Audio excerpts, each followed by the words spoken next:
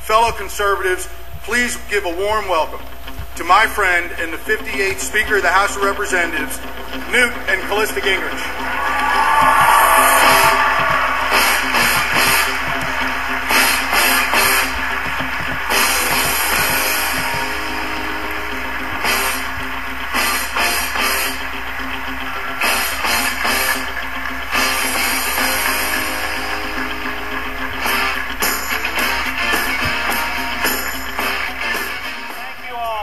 Thank you very much.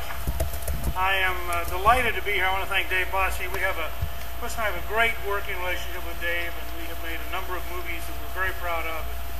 The new Reagan book that we're proud of, and what he did at Citizens United, both in the lawsuit last year and the hard work he's done to help elect conservatives across the country is really, truly remarkable. So I'm glad to be back with you. I also want to thank David Keene, who, while he has retired from that job, held together both the ACU and CPAC since 1983. And he deserves a big round of applause. Now, as all of you know who've been here when I've been at CPAC over the years, I almost always start by going back to the very second CPAC, 1975, at a time when the Republican and conservative prospects seemed at their very bottom, when the country seemed to have lost its way, and when Governor Ronald Reagan, recently out of office, came here and said that we have to have bold colors, not pale pastels.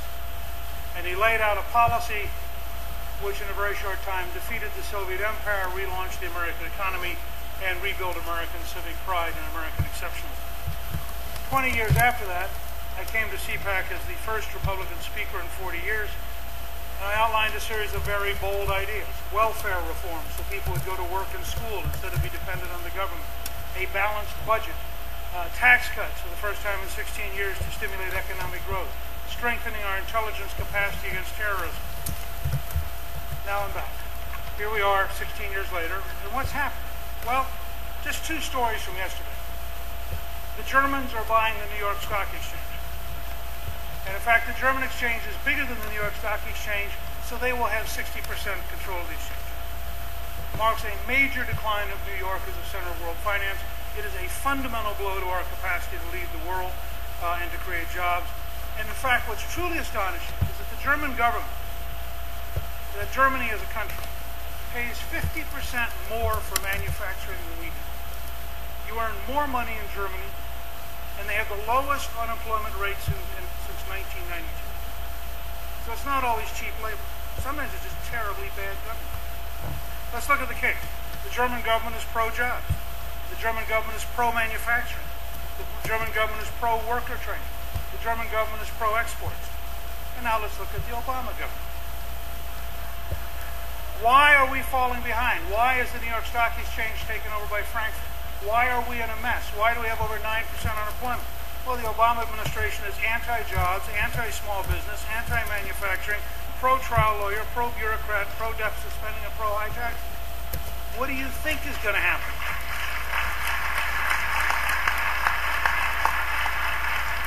My favorite political governing slogan for the next 20 years is 2 + 2 = 4. Simple, basic, honest facts. If you want to kill jobs, you can. And Democrats prove it all the time. Now let's look at the second big story from yesterday. Yesterday, Homeland Security Secretary Napolitano said we have the most heightened threat since 9/11, that after 10 years there are more terrorists in the United States who are indigenous terrorists recruited through the internet than at any time in the last decade. And yet this is an administration, we did a movie, Chris and I did with David, called America at Risk, the War with No Name. This is an administration which doesn't even have the courage to tell us the truth about who wants to kill us. Now, I know I would get attacked for telling the truth. So when somebody whose nickname is Jihad James confesses in court to being a terrorist, it would be inappropriate to suggest to you what patterns might have led her to that. When you have a Nigerian who trains in Yemen who arrives over Detroit on a Christmas day seeking to blow up an airplane over the neighborhood to get collateral damage. When you have a Pakistani who lied, who says to the judge, when the judge says, how could you have sworn an oath to the U.S.? He said, You are my enemies. I lied. The judge was suitably shocked. When you have a man jump up at Fort Hood with a card in his wallet that says Warrior of Allah, yells Allahu Akbar, kills 13 Americans and wounds 33, and the President of the United States and the Chief of Staff of the Army urge people not to jump to conclusions. Do not generalize. When you have Mayor Bloomberg, after they pick up a car bomb from the Pakistani in Times Square, whose first comment on television was, let's not rush to judgment. It could have been someone who's opposed to Obama. Now, do you know how willfully, deliberately you have to hide from reality to assume that after thousands of radical Islamist, terrorist, suicide bombers, that your first thought is that somebody's opposed to health care? I mean, this would be a psychological problem if we were not a public official.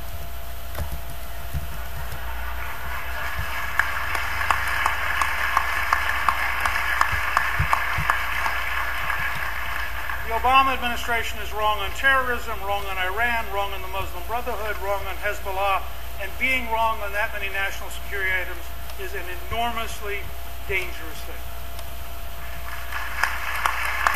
But the president's popularity remains relatively high because the media loves him. As one liberal analyst said, my leg shakes thinking of it. Time magazine just did a cover on Reagan's 100th birthday, Why Obama Loves Reagan. Now, I want you to know, first of all, my leg doesn't shake. And I want the elite media to know something. I knew Ronald Reagan.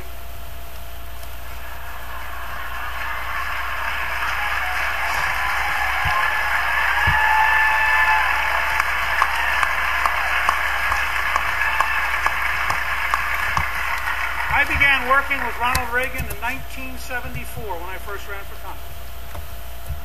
And I hate to tell this to our friends at MSNBC and elsewhere. Barack Obama is no Ronald Reagan.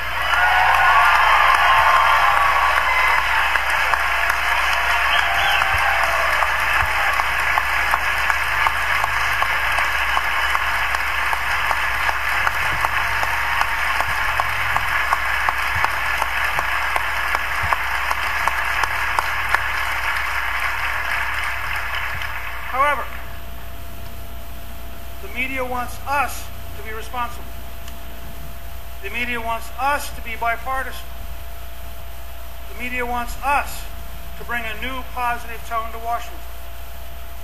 So I'm going to risk shocking you. In the tradition of Ronald Reagan's 1975 bold colors proposal, I want to suggest that CPAC do something very bold. And let me say, by the way, for those liberals who think 2010 was the peak, the fact that we have 2,000 more registrants this year ought to tell them, oh no, 2010 was the appetizer. 2012 is the entree.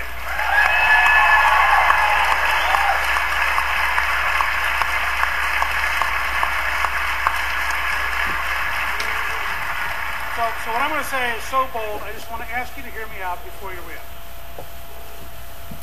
I want us to offer President Obama the opportunity to be the keynote speaker at CPAC in 2012 if he earns it. Now, let me explain. Many people write about moving to the Senate. Many people cite Bill Clinton as moving to the Senate. Just as with Reagan, I was actually there. Clinton signed welfare reform, and 2 out of 3 people either went to work or went to school. Clinton signed the first tax cut in 16 years, and as Art Laffer pointed out in the Wall Street Journal this morning, it included the largest capital gains tax cut in history designed to create jobs, and unemployment went down from 5.4 to 4.0%, and that was the largest single step towards a balanced budget. We kept spending down to 2.9% a year for 4 years, the smallest increase since Calvin Coolidge in the 1920s. Bob Livingston, as Chairman of Appropriations, had a huge spending cut bill, the first since 1981. John Kasich, as Chairman of the Budget, authored a series of changes leading the first 4 balanced budgets in a row in 2 generations. The House GOP moved fast. In fiscal 1995, the Democrats' deficit was $164 billion. We brought it down a little bit the first year, but the second year we had it down to $22 billion from 164. The following year we had a $69 billion surplus in our third budget that we were in charge of. Over a 4-year period, we paid off $559 billion in federal debt by controlling spending, cutting taxes, and increasing economic growth.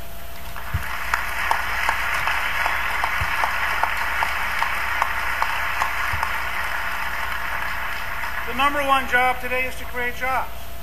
America only works when Americans are working, and nothing would do more to balance the budget than to go from 9.2% back down to 4% unemployment, taking 5% of the American people off of unemployment, off of food stamps, off of Medicaid, putting them back with a job, paying taxes, giving their family a future.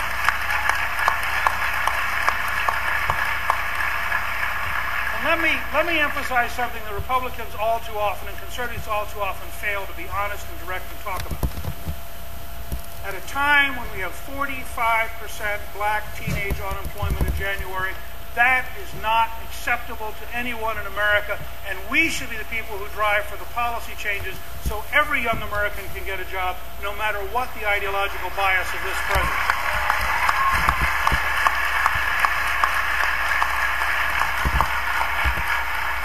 And I'll be candid, we did not need a deficit commission.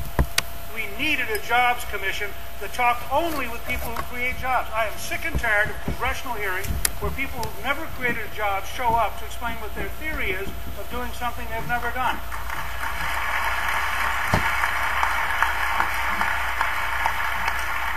I'm going to outline 2 large strategies that will move us towards job creation: an American energy plan and an environmental solutions agency to replace the Environmental Protection Agency.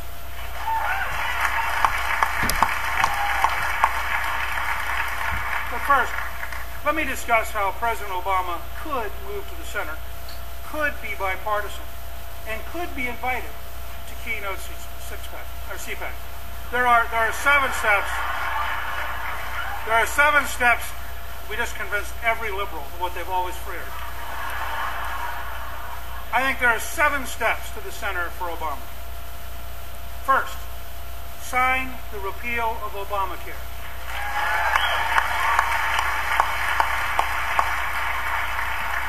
Let me make a point to my news media friends. 58% of the American people in the most recent poll favor repeal of Obamacare. Now, 58% ought to be the center. I mean, where's the center if it's not a majority of the Americans?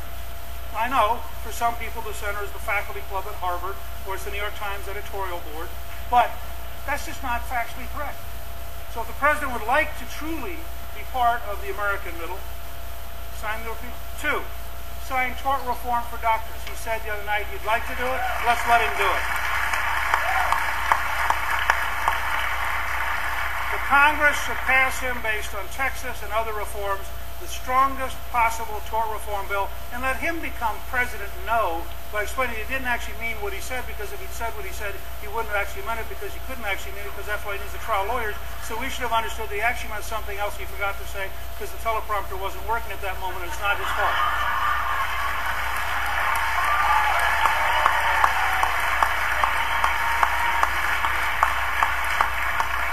Three, sign the permanent repeal of the death tax.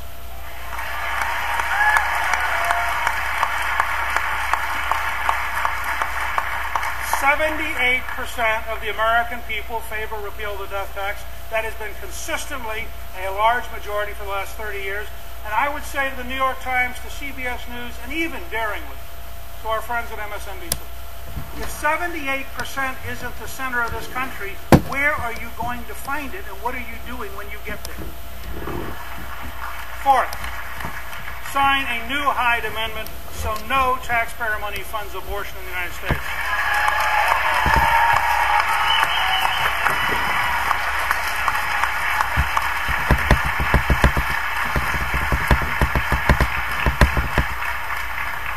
Fifth, sign a new Paul Ryan-drafted Conservative Budget Act to control spending and move to a balanced budget.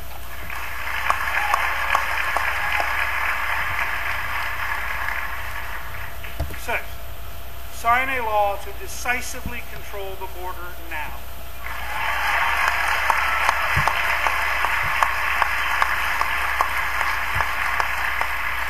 7, sign a 10th Amendment Implementation Act returning power from Washington to the states and to the people thereof. This is not about shipping it from Washington to Atlanta or Washington to Sacramento. Remember, the amendment actually says, and the people thereof. So the power ought to go back to local people, local communities, and then they can decide what they want to give to state government. And that act should include, to prove how real it is, that act should include block granting Medicaid so the states can control the cost and improve the quality without interference from Washington bureaucrats. Now, I hope you'd agree with me that a President Obama who did those 7 things would have come to the center and would deserve the invitation to be the keynote speaker next year.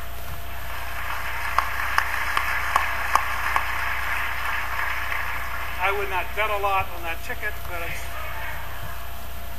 Well, but now think about my 2 major policy proposals in the context of that centrist program.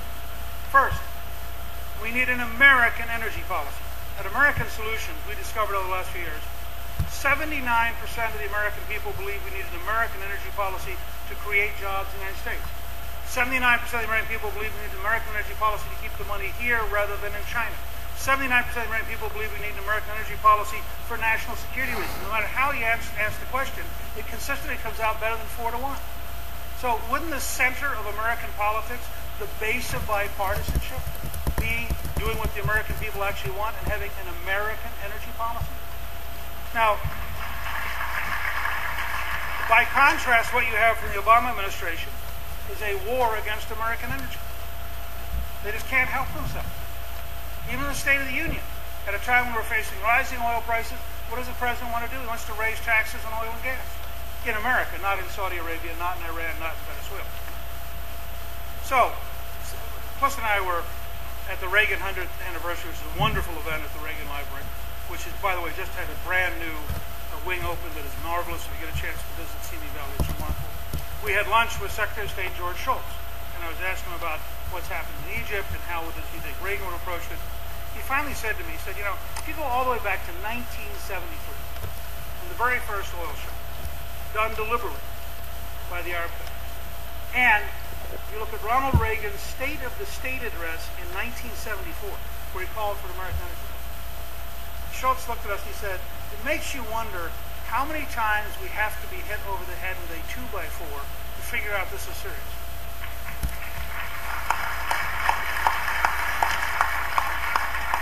Cliff May of the Foundation for the Defense of Democracy wrote me today. He said, you know, Lenin in the communist era said, capitalists will sell us the rope to hang them.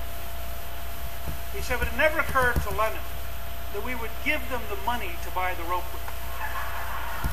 And that for 30 years, we followed an energy policy which makes the Saudis richer, the Iranians richer, the Venezuelans richer, which allows them to subsidize madrasas across the planet teaching hate, which allows them to subsidize people who want to come and kill us. And for 30 years, we've had the worst possible national security policy in energy. And it's time we stopped it. It's time we passed an aggressively pro-American job, aggressively pro-American energy.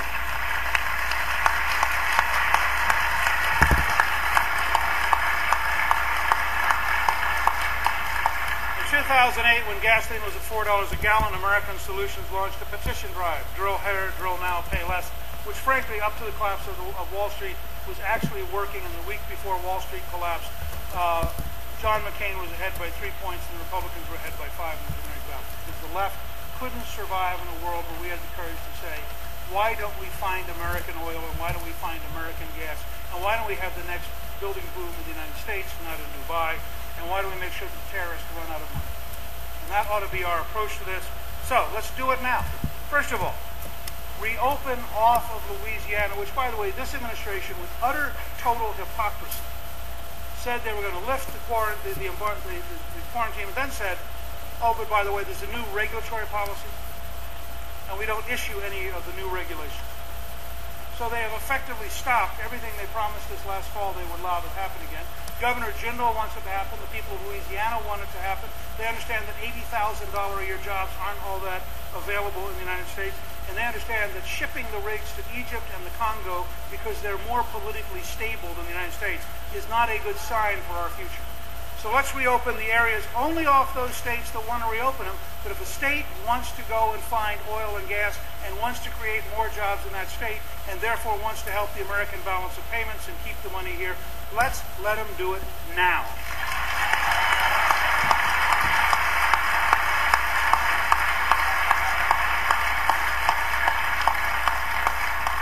We should end the Environmental Protection Agency's war against American oil and gas. For example, Shell won in 2006, 5 years ago, a lease to allow them to explore in the Beaufort and Chukchi Seas off Alaska. $3 billion later, the EPA has refused to allow them to move forward, and they announced last week they're dropping it, they're stopping it. Now, this wasn't the Alaskan wilderness area. This was an area that was totally, legally open for exploration, in which the environmentalists inside the government and the environmentalists outside the government deliberately conspired to stop a company from creating American oil and American gas in the United States in a way which can only be helpful to the Saudis and the Iranians.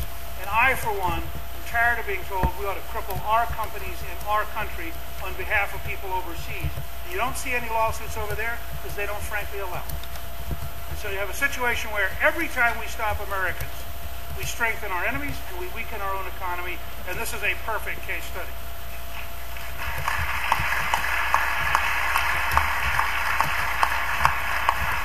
We should also stop the Environmental Protection Agency's efforts to cripple the development of gas found in shale. We now have technology which lets us go down 8,000 feet, reach out as much as 4 miles horizontally. We can now produce commercially available natural gas from shale. We have an 1,100-year supply. And the answer is, but you don't know what's happened 8,000 feet down. And therefore, your EPA is going to protect you from the possibility that 378 years from now, something bad might happen. Well, let me tell you, something bad's happening this morning with all the people who can't find a job because the U.S. government is killing their industry and keeping the cost of energy up.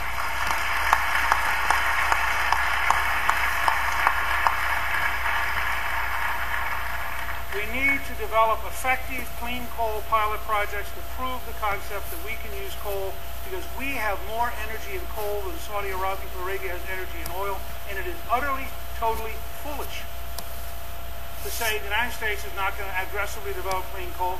The Department of Energy promised in 2003 they would have a plant done by 2008.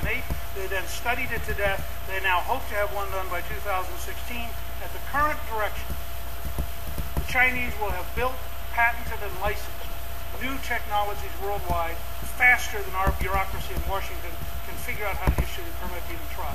That is fundamentally wrong, and we should cut through all the red tape, and we should maximize the ability of our own electricity industry and our own coal industry to develop new plants in the most rapid possible way.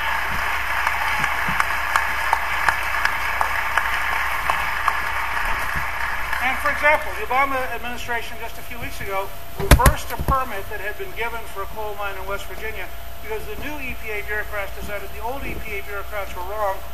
How do you invest? How do you create jobs? How do you have any sense of energy production when you know that the next left-wing, ideologically committed, anti-business bureaucrat could in fact take away every single thing you've done? And so they ought to reverse that decision. They ought to go back to keeping their word. They ought to allow West Virginians to have a job and create energy for the rest of us.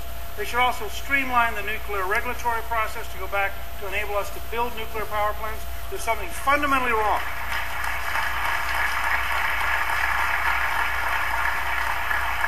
I always say to my environmental friends, if you really wanted to get carbon out of the atmosphere, if we produced as much electricity from nuclear power as France, you would take 2 billion tons of carbon dioxide a year out of the atmosphere. And they didn't say, well, but that's not the right solution. Because there's never a right solution if it's a solution, because then our economy would grow, free enterprise would work, and that would be wrong. And so what they always want is a technology that doesn't exist but could exist someday if only you were patient long enough. And in the meantime, why don't you ride a bicycle to prove you're a patriot, because they're not going to permit you to do anything else. But there are two things about nuclear power. One, we should dramatically go through and streamline the regulatory process for the big plants. But two, there's a whole new generation of very small nuclear power plants that are very, very safe, that should not come under the kind of regulatory design for a huge, giant, multi-billion-dollar plant. And we could go to a much more effective nuclear power very fast and have a very big job creation technology. We should also insist on flex fuel cars and on blender pumps. And here I just want to say a word to some of my friends I think are confused about this issue, frankly. The person who first got my attention to this is the former director of the CIA, Jim Wilson, who said this should be seen as a national security issue. Brazil went to a flex fuel car model years ago. The very companies, by the way, that will come and testify here, they don't know how to do it, are building the cars in Brazil. Because the Brazilians said, you're either going to build them or you're not going to be here. So they said, okay, we'll learn how to do it. It costs less than putting in a seatbelt. And the fact is, it allows the consumer to choose. It's not a question about dictating what you ought to do. It's about a question of giving you a range of choices about what you ought to do. Brazil today is totally energy independent by a combination of offshore discoveries, flex fuel cars, and the use of sugar-based ethanol. And they don't pay a penny to Saudi Arabia. They don't pay a penny to Iran or Iraq or Venezuela. Now, I just think we ought to be clear about this. Let the consumers have the opportunity to choose what they want to do, and most of them are going to be economically rational, and it's a step towards us getting away from relying on foreign fuels. Finally, I do think, because I'm a futurist, I believe in the future like Ronald Reagan, I think he ain't seen nothing yet. I believe in investing in and developing new technologies if the investments are made largely by the private sector, without the government picking winners and losers. And I'm happy to say to many of my friends, look, hydrogen matters, biofuels matter, solar matters, wind matters, but the truth is, in the next 20 years, what's going to matter the most is oil, gas, coal, and nuclear, because they're simply statistically going to remain the bulk of the supply. So we need to move forward on every front, not stop the biggest, most successful fronts while we wait around someday for a better future that may or may not come fast enough for any of us to be either employed or safe. Now, in order to have an American energy policy, we need to replace the Environmental Protection Agency with a new, fundamentally different Environmental Solutions Agency. For my friends in the media, I want to emphasize replace. This is not about tear down, destroy, eliminate, walk away, let the environment be destroyed, sell out to corporate interests and all that baloney. This is a different question. Terry Maple and I wrote a book called Contract with the Earth, outlining the model of a green conservatism. The question is, could you in fact develop a better solution than a Washington-based, command and control, top-down, bureaucratic, regulatory litigation model? Now, I believe, and by the way, about 75% of American people believe, that relying on science, technology, markets, and incentives is a better future with better solutions than relying on bureaucrats, trial lawyers, litigation, and regulation. It's a very fundamental question about can we do it better? I want to replace, not reform EPA, because EPA is made up of self-selected bureaucrats who are anti-American jobs, anti-American business, anti-state government, anti-local control, and I don't think you can re-educate them. I think you should allow them to go home, get a college job, write their memoirs, what I did before the revolution, and just go on with what we're doing.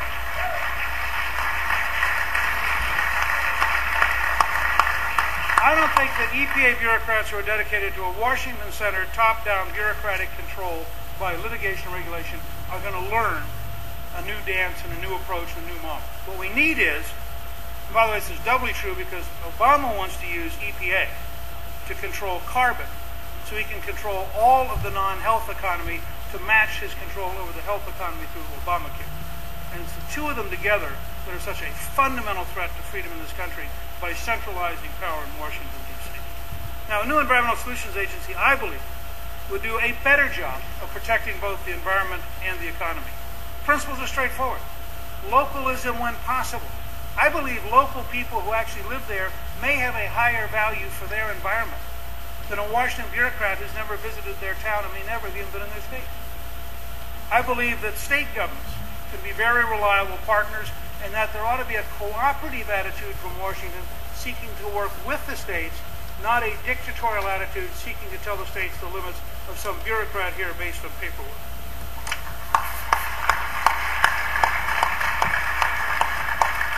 I believe that incentives Innovators and entrepreneurs can solve environmental problems and improve the environment better than bureaucrats, regulators, and litigators. I believe the new Environmental Solution Agency should see communities, states, and industries as partners, not adversaries, in solving problems with win-win approaches. The Environmental Solutions Agency should look for new science, new technologies, and new approaches to get more energy, more jobs, and a better environment simultaneously. As an American, I reject the idea that you have to choose one or the other. We have never done that in our history. We have always believed we can create a better future, and in my mind, a better future has a healthy environment and a healthy economy and healthy local control within a constitutional system of a limited federal government. And we Americans should be able to do that.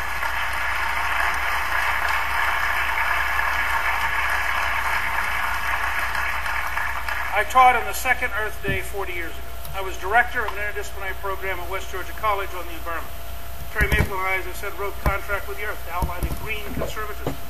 I believe you can love nature and be a conservative. You can love the environment and also want American energy and American jobs. So I want to close by asking you to do this.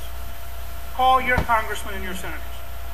Ask them to introduce a genuine American energy plan to cut through all the red tape and all the litigation and get us to energy and jobs this year for American national security, for the American economy, and for a better future, and urge them to introduce and pass an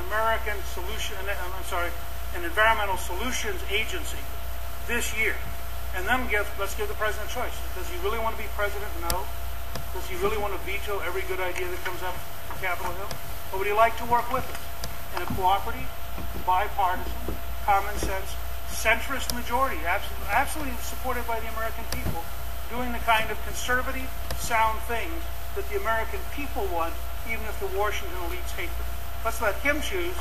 I don't actually personally believe he'll make it here next year, but still, it's a goal. We're all having a good time. Why shouldn't he get to come and have a good time too? Thank you all very, very much.